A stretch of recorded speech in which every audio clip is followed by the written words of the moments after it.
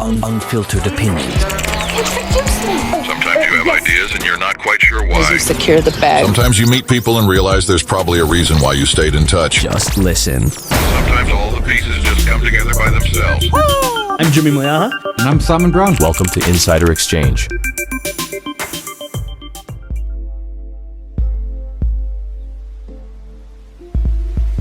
In the deep dive this week, we are taking a look at eVisas, not the company that competes with MasterCard, but the thing that you need to get into someone else's country. Do we need them? Are they necessary? Why don't we have visas for every country when every country has visas for us? And everything in between. Why don't we have visas for every country?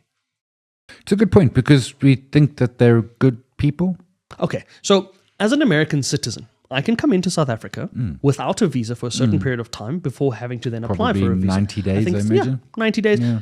Have you tried going into America for 90 days to say, I'm just coming here just to visit, and they let you in? Even for a visa, I have to prove 500 million things to get in. The application form for a United States visa asks you if you're a terrorist. They voluntarily ask you that. There's a question there. Are you a terrorist? Are you involved in, I think there's a section. Are you a terrorist? Are you involved in terrorist activities? Have you previously been involved? Do you intend to be involved?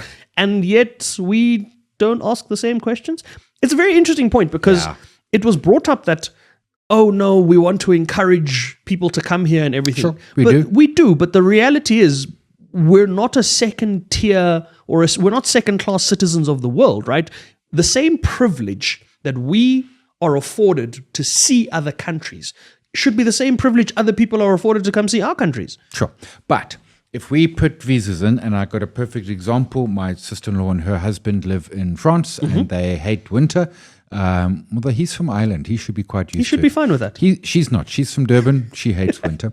And they will then sometimes just get aragat and basically take a credit card suitcase and go to the airport, and they go to somewhere they don't need a visa. And sometimes their place is Cape Town, and they'll spend 3 weeks and spend a fortune and blow up Cape Town with their euros. And if there was a visa requirement, and they just wouldn't. So, no, but this is the thing. You don't, to have a visa situation in place, you don't have to have a complicated solution. I think it's Singapore, if I'm not mistaken, that has a situation, it might not be Singapore, one of the Asian countries. You can arrive without a visa. Yes, by the time you walk through the airport, they've scanned you, they've done everything, the visa's ready, you're approved into the country you walk through. That's a system we can easily implement here. So we can still have visas on arrival. That's it. Visas on arrival is not an inconvenience to someone if while I'm sitting on the plane filling out that declaration of how much cash I've got in my suitcase or waiting. Exactly. I can complete the visa process form, especially if we have identified countries where we feel you are lower risk for us and we'd like to have a more relaxed visa regime for you. But the reality is we've got the technology and we've got the infrastructure to be able to have every single person clocked in on a visa. And wouldn't that solve part of the immigration problem that we are facing where we say we don't know who's documented or whatever? Because I can guarantee you, not every single one of the undocumented people that live here came in via walking across the border. It's not practical. You know what I mean? But you're 100% right. And the point is that do visas that we have to go through all that palaver for, do they catch the bad people or the scammers? Because I know people who have applied for Schengen visas and you've got to, for example, accommodation. So you produce the accommodation, you get the visa, you cancel the hotel. That's it. You get an invitational letter, you have the letter. When I went to France recently, you need a certain amount of money. So I just washed money through my current account, right? Move it in, move it out, move it in, move it out, leave a lot, look impressive, ooh, this man's a baller. I mean, yeah. And if we can do that as South Africans looking for a Schengen visa, it's clearly not the visa system is not there to deter anyone at this point. If anything, I see it as... And certainly not the bad oaks. No, because the bad oaks are good at scams. And if I'm intending to come to South Africa to... Fine, let's use this as an example. If I'm intending to come to South Africa to buy a buffalo in US dollars, I'm going to have enough money to clear the visa requirements. If any country or any developed country with a higher exchange rate, even developing countries with a better exchange rate than South Africa, needs to evidence cash on hand it's a far lower requirement than if we need to evidence it to other countries. If I need to put down £1,000 to evidence to the UK, that's 22,000 rand. Someone in the UK that needs to put down 22,000 rand says, oh, only £1,000. Good, great. So it's not really like the requirements would be onerous on those that want to obtain the visa. Why can we not have visas on arrival? Yeah, no, perfectly good question. Nice and simple. You get here. And yes, some people will arrive and get sent home, but then, hey, you shouldn't have come in the first place. If you're an undesirable person, you probably know that. Australia does it. They're not afraid to send people home. You can land in the country, get detained. Has anyone watched Border Control? Hey, I mean, one of the greatest shows, but I mean, back in the day before you needed a visa for the UK, I know someone who went to the UK and got sent home. So they had particularly lied. The border official said, have you been by before? And they said no. And they're like, all right, but you have. Sorry, go home. Okay. Don't know why or how or care. You lied to me, just leave. Yeah, go home at your own cost. So there's a way to get visas done for everybody without any problems, right? And then obviously the Minister of Home Affairs, Leon Schreiber, has now wanted to have conversations around nomad visas. Leon Amos Schreiber, yes, according to Google, has wanted to have conversations around work visas or nomad visas and people coming to kind of remote work from South Africa, those that want to remote work from Cape Town because it's nice to work from a vineyard, for those that can afford to, you know what I mean? So those sorts of things are a clear sign that we are moving in the right direction. Yeah. Why then do visas still exist in their current form? And I ask that because politicians have had conversations about wanting to do an African visa. So, and I'm all for that. I actually think that'd be a fantastic idea to have one visa that says if you're an African citizen, you can travel any African continent. And if we're going to build a unified continent, that's a fantastic idea, right? Because Europe has got the same thing. They're one continent. They use one Schengen visa with the exception of Brexit and all the technicalities. Yeah, but make it simple because then more people come. And you know what? Do we get some undesirables? Sure. Send them back. But do we currently get undesirables? Yes. At least make money from them. Yeah. Well, so that was my other thing. I mean, do states make money from visas? I mean, they do, but probably not enough to be meaningful. Yeah. So you also, I mean, you want to encourage, I can understand wanting to encourage tourism. I can understand wanting to, have those things. But the reality is some of those people that come here strike up business relationships that take our resources, that take our human capital, that take everything else. And putting that aside, I mean, we've both worked for international companies. You understand why an international company comes into South Africa, how much value it adds when they spend money here or build offices and infrastructure here. So you don't want to complicate and make life difficult. But the notion that we need to prove our human status, so to speak, to the rest of the world, when certain countries around the world don't need to prove their human status to us by virtue of the fact that, they're members of NATO, the United Nations? What are the reasons? It's a what lack of the womb? Where were you born? That's it, right? Yeah. So that shouldn't be a prerequisite as to whether or not people can visit the country or not. And we can, as we said, have a visa on arrival, very simple system, cost you...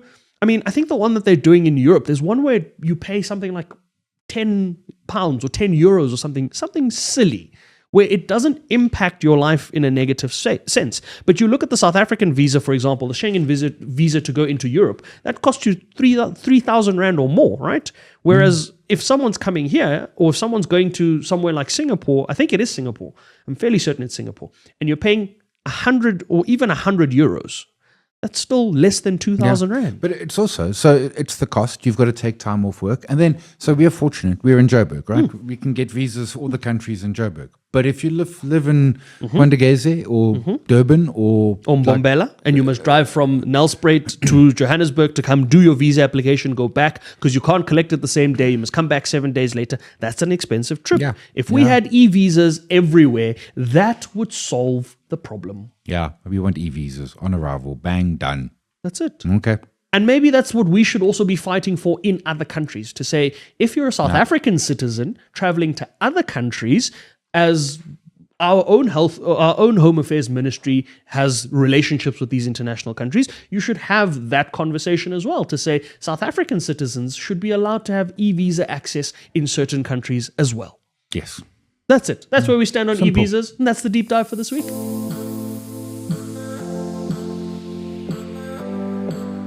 And we wrap things up with Investor Insights this week. We are taking a look at understanding your credit score and updating our wall. So last week, we did the maintenance tax conversation, and it could have implications on your credit profile and all of that. And I think the credit side of it, there were some comments on various social platforms. Some people were confused. Some people didn't care. Some people said it doesn't matter. And it brought up quite an interesting conversation is, does it really not matter? Because let's be clear, some of the big, in fact, all of the big ticket assets you want to buy, you're going to need some credit. You're going to need debt. But even, I mean, if you're renting, they're going to check your credit score. I mean, there's loads of places where I mean, if you go work for some companies, they want to check your credit score. You take out a cell phone contract, they want to take they'll check ping your credit score. So it is all over the place. It is important. It does matter. And we've got a lot better access to it. I mean, 10 years ago, you had no idea what your credit score was. By law, all of the credit agencies have to give you, is it one a year perhaps? But like you go to someone like ClearScore or one of those, and truthfully, your banks do it. I mean, I don't know. I think most of the banks these days have it built into their websites or their apps where you can actually get yourself a credit score. It's important because you will spot some things there which maybe shouldn't be there. Like maybe Edgar's says you didn't pay money and you're like, whoa, I don't have an Edgar's account. Now, is that an error from Edgar's, or has someone spoofed your name and ID and opened, a fake account, et cetera, et cetera. But also, it does matter. People care if you're going to do many things in life. The hard part is, particularly when you're starting out in life, how do you get a credit score? I mean, and it's things like, so insurance things will ping. I mean, there's all sorts of little things you can do that will get you a credit score that don't actually require you to get debt. Because also people say, well, get a credit card and don't use it. But then your utilization is low and that hits you and it just gets messy.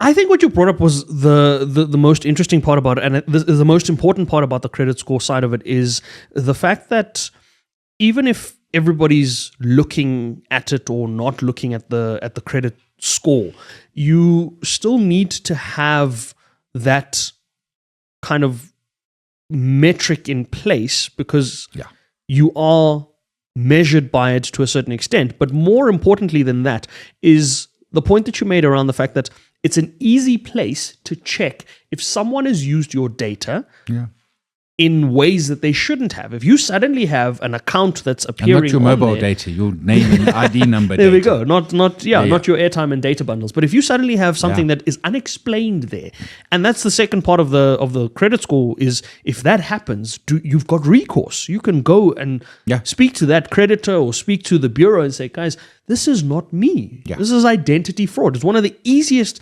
and most effective in terms of cost ways to pick up on it. Because let's be clear, guys like ClearScore and the banks and that, you can access this information for free if it belongs to you. And don't ever pay. I mean, and they will try and upsell you all sorts of, no. You don't want the bells and whistles.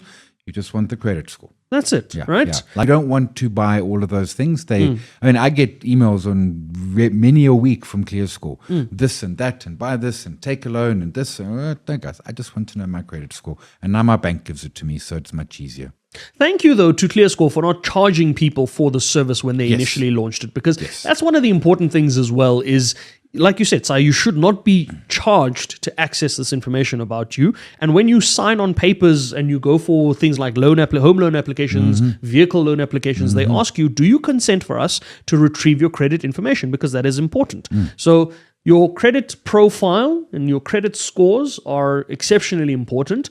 And there are, as you said, there are ways to maintain that and improve it and manage the conversation, or at least manage your own credit profile so that it does count in your favor in the long term. Yeah, and they will, in my experience, if your score is whatever it might be, the service will say, here's some ways where you can improve your score. This is why you're only whatever it might be, 600 instead of 700 score. Here's what you can do. Here's et cetera, et cetera. So it's hugely important. And it is if you live in the world which has rands and cents in it, it's part of it.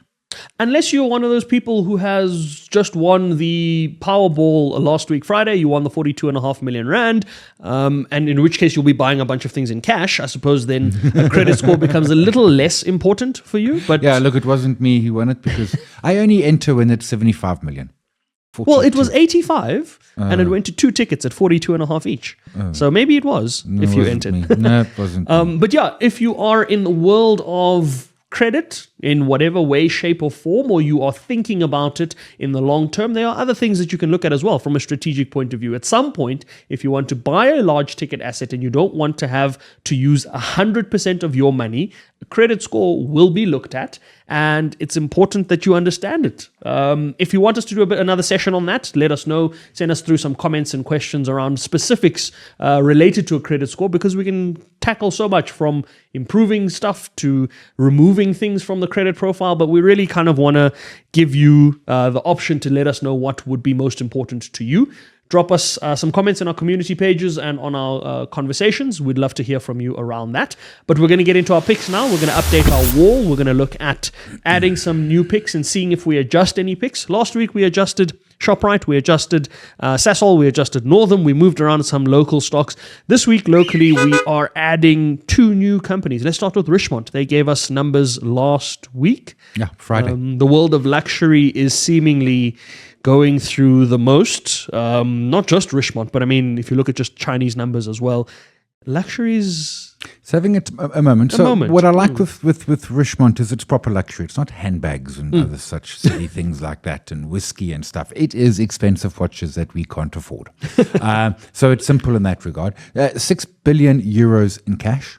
I mean, just ridiculous. That's a lot of money. 120. So pretty much 10% of their market cap is cash, maybe a little bit under, just like sitting there. Means they can buy stuff. Yeah. Well, they always have. So the Ruperts are just so incredibly conservative. I mean, yeah, you can buy stuff. I mean, but they are always just. This is just how they roll. They're doing deals with their online, which they've never really got to work. That makes sense. You're spending a lot of money on a watch. You want a cup of tea at the same time. They sold the wine app business. Yeah, so they're selling, merging, boom, boom, boom. Yeah. And something will come of that in time. That's never really worked. So China's their problem and Europe to a degree, but absolutely it's China. I really like Richemont, and I always just look at these sort of sell-offs as opportunity. This is a stock that a year and a half ago was almost 3,400 and is now almost 2,400. So, it's the same company. Sure, it's been down to 2,100 last year this time. But it to me, weaknesses in Richemont, which is my preferred luxury, is opportunity more than anything else. And this is something you've said before, Sai. When I think we had Chantal on the show at the time, you've said this around the fact that every time it kind of dips, and some of it was advice from her as well, to say, you'll get that correction occasionally. And when you get that correction, it's a good opportunity to buy and hold for a long-term view. Understanding that, of course, where we sit at the moment might not be an ideal spot for you. Find your preferred buy levels and all of that. But we're liking Richemont. Where do we put it on our wall? We've got a couple of good spaces. I mean, we've got the like it space where we can kind of, put it in there with all the other stuff that we like. We do have that blue chip status where it could be a blue chip stock. But we've also got a section on the wall that's easy money, where consistent dividend, not too much stress, not too much headache. Actually, it's running at a 2.4% dividend yield, which for Richemont is high. But then you get tax bananas out of Switzerland, and then you got to write a letter. So is it easy money there? So I don't think it's easy money. I think it's blue chip, surely. Come on, this is Richemont. It's Richemont. Yeah. Okay. Richemont goes into blue chip.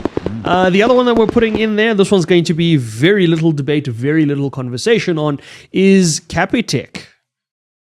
I'm just going to cut through all the anticipation and all the waiting. That's going in blue chip every day of the week. Yeah, no, 100%. Every day of the week, even at 3,300 Rand a share. Yeah. It's expensive. Look at the blue chips on there, which we would throw ShopRite, we would put clicks into there. Yes, we've got those two there on there. They've never been cheap, ever. That's it. And Capitec but a blue chip stock is not meant to be cheap, is it? It's meant to be a cut above the rest. And a cut above the rest sometimes comes with a premium. Yeah. Now, we look at Capitec's performance, more than 50% since January this year. If you had bought Capitec at the start of the year around 2,000 Rand a share, even at that expensive price, now at 3,300 Rand a share, and the year still isn't over. Yeah. And look, price to book is 8.3, highest it has ever been. And if you look at our other banks, their price to books are 1.5, maybe 1.6. If you're ABSA, 1.2. But I mean, this is Capitec, man. This is Capitec. It's a no-brainer. Yeah. And I think that's what I like about our blue chip kind of status of stocks is, for us, those are non-negotiables. It's difficult to find fault in a company that has 33% of the population as its bankable clients, that is consistently growing, that is beating every metric quarter on quarter. The stock is, and this stat's a little bit old because I pulled it up earlier, it's 10x in the last 10 years and 10x in the 10 years before that. There we go. Is it 10x again? I don't know, but hold it. Hold it, buy it. Yeah.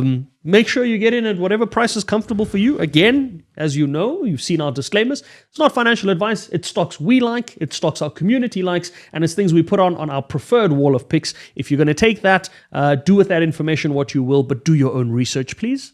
And consult a financial advisor if you need to. International picks. Yeah. We are looking at adding 2 new companies to our wall. The 2 new companies in question are, interestingly enough, both at trillion-dollar status. One of them, I suppose, recently. I wonder if it was not trillion-dollar status before the US election. Tesla, we have to. We did BYD last week. Elections happened. Elon Musk gained $26 billion in net worth. Tesla went up. Tesla. So they weren't a trillion-dollar status beforehand. They're now at just over $1 trillion. Why can't I can't spell Tesla? So there's a couple of things with Tesla. The first is that why was Elon all behind Trump? Because let's go right back in time. About 8 years ago, Tesla was voted the best LGBTQI company in California, or maybe it was even in the US. And Elon was proud about it. He tweeted it. Okay. Why? Well, because he wants to sell cars and he was buying his cars. Well, greenies and lefties in California, so he went and beat all nice to them. So has he had a sudden Damascus conversion, or is he just following the money? He's following the money. He basically likes Trump because he thinks he'll get less regulation, think around his self-driving, think around his satellites, think around his space trips, all of that. He just wants less. He wants government to get out of the way 100% and just let him do stuff. At some point, Trump and Musk will have a falling out, surely. I mean, I think they're far too big egos. They can't do this forever. Trump doesn't care about EVs or the environment. In fact, he quite dislikes windmills, weirdly enough. Musk was giving him money, so he's happy. So this is a $1.03 trillion company. There's only about 8 of them, so it's quite important. It's on a forward PE of about 105. It's about 15 times price to book. I mean, what are you buying here? You're not buying, it's now worth more than every other motor car company put together. You're not buying a motor car company. I'm not buying You're buying a tech company. That's it. I think that's another thing where the reason we had BYD over Tesla last week was BYD is still an EV company. Tesla is a data company. They're a data company. They're a tech company. That's why they're on the Magnificent Seven. They do huge amounts of data collection and mapping and all sorts of other things as a business, which will serve them exceptionally well in the future, I believe. If I'm looking at Tesla as a data company, I'm inclined to like Tesla. If I'm looking at Tesla as an EV company, overpriced. But what do they do? Agreed with that. But what do they do with their data? What's the value of it? You know, Google sells our data to peeps and to advertisers and stuff. What does Tesla do with that data that they have? I mean, obviously they're looking for level 5 autonomous vehicles. He had that pitch a month or so ago in Hollywood with his autonomous vehicle, which was weird because the first thing is that if you're building a car that doesn't have a driver in it, why do you make it look like a car that would have a driver? I mean, why is it a 2-seater that you sit in the front looking forward? Why can't we? Because you can hold more people in the car. But it was only a 2-seater. Yeah, but you can still fit more people in the car. So if it's a 4-seater Tesla Model 3, I can fit 2 people in the front, 2 people in the back, and it's an extra seat I can monetize. Put the seats on the side so we face each other, so we chit chat. Or fair maybe enough, put them but in he's the front got in the back looking in. That's it. Anyway, so self-driving. Look, Waymo's doing it. GM Cruise was doing it. GM's had to pull out because they ran over some people and denied it. Waymo's doing it, although those cars are. I mean, if you've seen a Waymo, cameras everywhere, etc. But I know folks who've driven them. It works perfectly well. They say it drives like your teenage kid, which is pretty much how you want them to drive. Carefully, not the drunk teenage kid. The scared, I was just going to ask which one of those. The scared teenage kid. I look at it as a tech company, and I'm like, sure. But what's the tech? They've got millions and millions of miles of data from their users. Yeah. Useful. Can they sell it to others? Maybe. They don't need to sell it. Allow me to take you down a Terminator road. Bear with me for a moment here, folks. Elon Musk builds an autonomous vehicle that can map out every road in every country around the world. So you've got that mapping system, all that data is collected. All that data is stored, you've got data centers, you've got everything linked to satellites and all of that, right? Starlink links to your Tesla. Your Tesla then links to your smart home if you've got a mobile home, those RVs, right. You've got a Tesla RV or you've got a Tesla car. Now your car linked to your Starlink satellite. At the same time, your house, your Wi-Fi, your internet. We live in a digital age. Your cell phone, everything is run on your Starlink Wi-Fi. I can now manually from my cell phone control my cell phone. My car, I can control my house, my lights, everything else, right? But at the same time, with everything being so interconnected, there is a remote server somewhere in Wyoming in the US that can shut down your home because you haven't paid Tesla their bills. That's how you use the data. Yeah. The rise of the machines. It's not pretty. Yeah, okay, so you were going there. Sure. But you've got everything in place. Think about it. You've got Starlink in place. You've got SpaceX to launch the satellites and everything. Yeah, you can say we're planning trips to Mars and everything, but every time you send a rocket up to space, you can just throw a satellite in there along the way. It's the same trip. It's a cost-effective thing. It's like if you're in a quantum that's going from somewhere to Bree Street and along the way it passes Rosebank, you can get on and get off, right? It's a by the by. So you've got the data, you've got the satellites, you've got the autonomous vehicles that are all controlled and can be controlled remotely, which now means you can shut them down remotely, right? So if your Tesla is acting up or something's happening. No, you don't pay your bill. You don't even shut it. It just drives back to the dealership and kicks you out. That's it. Or you've got something really bad happening around the world of AI, which NVIDIA is now partnering on OpenAI with Elon. You're now going to combine artificial intelligence, supercomputing into a digital world, and you're building this entire ecosystem. Think about the Apple ecosystem. The reason the Apple ecosystem was so perfect was because Steve Jobs built a system where your Mac, your iPhone, your iPad, everything was seamless. Your earphones. You could do one thing on one device and have it on all devices. Yeah. Think about that in your everyday life. Your house, your kettle, you could be attacked by your kettle. And small things, like, and you can do, and I forget what the terminology is, but if you've got a power outage at home, you can draw power from your Tesla and power up the home. Because, of course, they got Solar City, don't forget. There we go. And the power wall and all of those things. So that's how you use the data. And that's why Tesla is probably going to be the biggest data company, I think, ever. Well, look, I mean, the other one's Palantir, and it's kicking ass in Palantir's case. So that's it. Relative. And Palantir is said to be one of the stocks that are going to be watched by those that are in favor of Trump coming in as president. I don't know if anyone's in favor of it, but Palantir is said to be a stock that's going to benefit from Trump's presidency. I can only imagine Tesla would be alongside that. Elon, please, we beg you, do not turn into the the Terminator, or alternative Terminator, I suppose that was to prevent the rise of the machines. Do not create the rise of the machines. Yes. And the other stock that we're going to be adding to the list before we run out of time is Saudi Aramco. Saudi Aramco. Another $1 trillion stock. Saudi oil company. We have seen they've expressed interest in buying up Shell's downstream assets in South Africa alongside other places around the world. They're an oil company, the exact opposite of a green and sustainable company that we just looked at, but we're looking at them because we like them. I love the way Saudi Aramco they've got money and they spend it. Yeah, on and stuff. a 6% dividend yield. I mean, it's actually come back quite a bit. I don't know how you buy it, but I mean, so it's trading on the Saudi Stock Exchange, Saudi Arabia Stock Exchange, which you can now access through the JSE. Thank you to Dr. Leila Fari and her team. Shout out to the JSE. We've got that integration with the Saudi Exchange.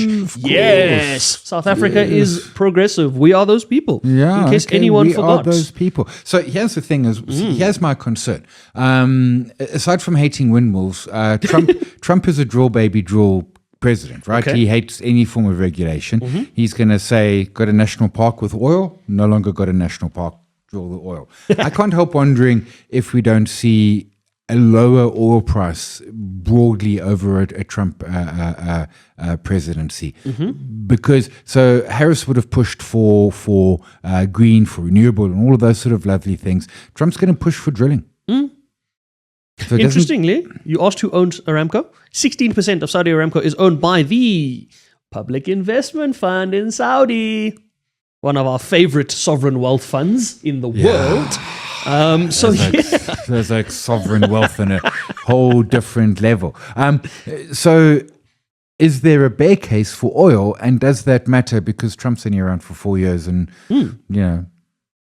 Oil has survived Trump the first time. What makes us think it won't survive Trump the second time? Look, it survived everything. One day it's going to be weird. This planet's going to look back and like you burnt that much oil. But at the moment we burn like 98 million barrels a day. It's like a lot of oil.